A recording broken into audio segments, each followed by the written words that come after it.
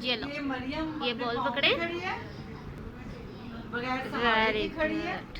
पाँव बिल्कुल सीधे हैं और मरियम जो है बिल्कुल बड़ा अच्छा खड़ा हो जाती है।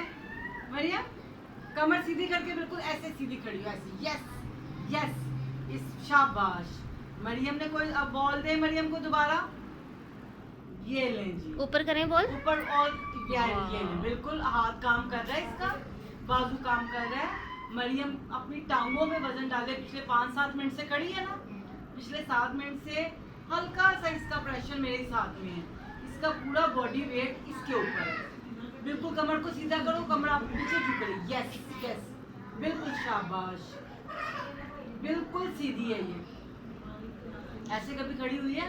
वो चार पाई के साथ खड़ी हो इस जाती तरह बिल्कुल सीधी। हाँ हो जाती। आपने इसको यही प्रैक्टिस करवानी है, बिल्कुल सीधी। ऑफ कर दो। ठीक है, जब ये कमर झुकने लगे बस स्टॉप।